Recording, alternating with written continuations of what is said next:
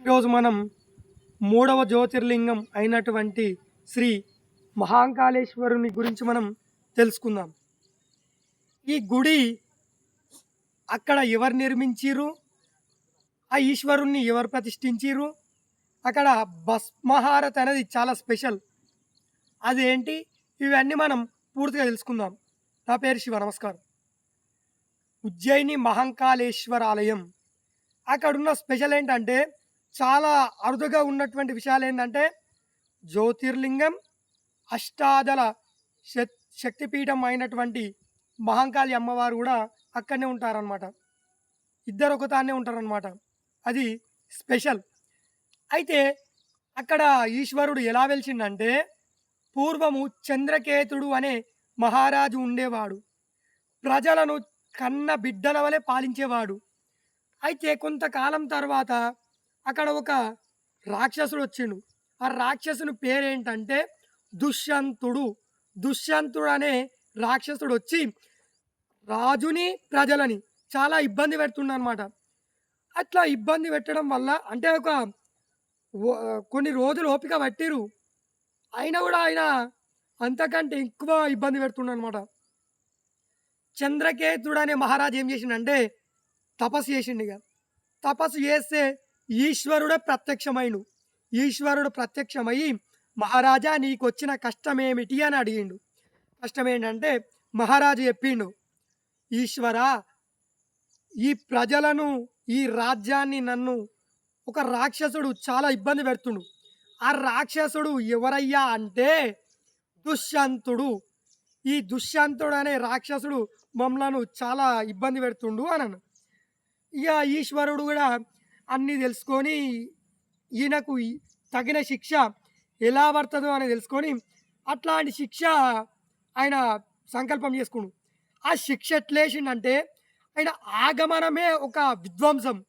భూమిని చీల్చుకుంటూ పుడతాడనమాట మహాంకాళేశ్వరుడు. భూమిని చీల్చుకుంటూ పుట్టి రాక్షసుని వధించుతాడు. ఆ వధించుతున్నందుకు ప్రజలు సంతోషించి చెప్తారు, ఈశ్వర మీరు ఇక్కడనే ఉండండి, ఈ ప్రాంతంలోనే ఉండండి అని అంటే ఈశ్వరుడు దానికి ఒప్పుకొని అక్కడనే ఉంటాడనమాట. అయితే ఆ ప్రాంతానికి చాలా పెద్ద ప్రత్యేకత ఏంటంటే, మనం ఈక్వేటర్ అని అంటాం కదా, భూమధ్య రేఖ.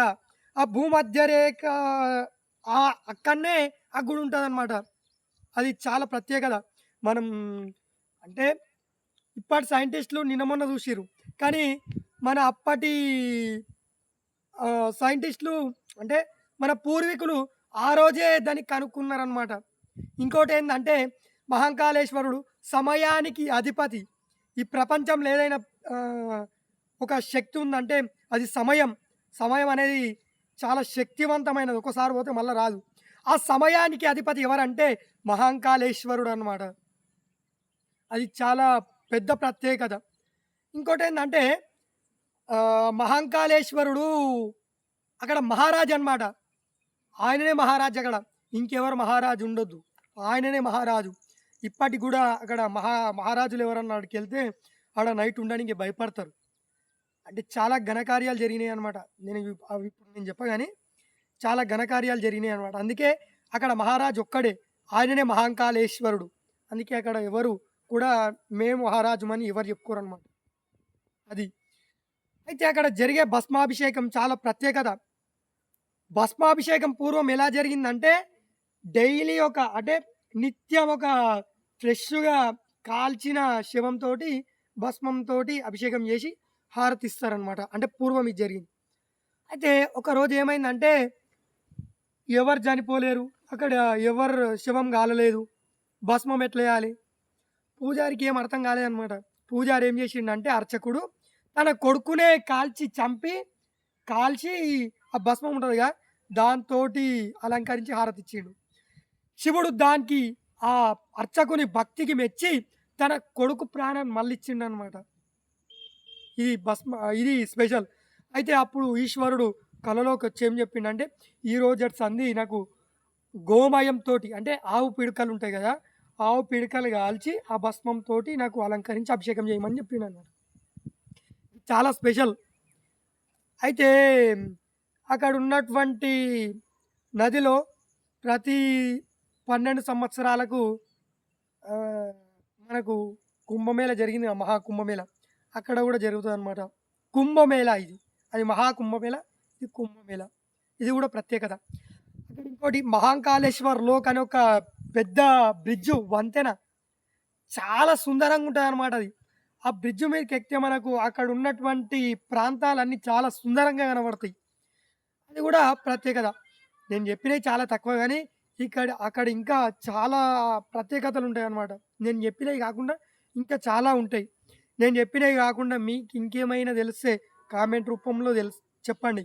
నేను తెలుసుకుంటా, నేర్చుకుంటా. నేనేమైనా తప్పు జెప్తే క్షమించండి. కామెంట్ రూపంలో దెలపండి. ఓం నమః శివాయ. జై మహాంకాళేశ్వర. అక్కడున్నటువంటి ప్రత్యేకత ఇంకోటేందంటే, కాలభైరవుడు అక్కడుంటాడనమాట. ఆయనకు మద్యం నైవేద్యంగా పెడతారంట. నేను జూడలే. చెప్తే ఇన్నా. అది కరెక్టా కాదా ఇది గూడా కామెంట్ రూపంలో తెలపండి. నమస్కారం. జై భారత్. జై హింద్. ఓం నమః శివాయ.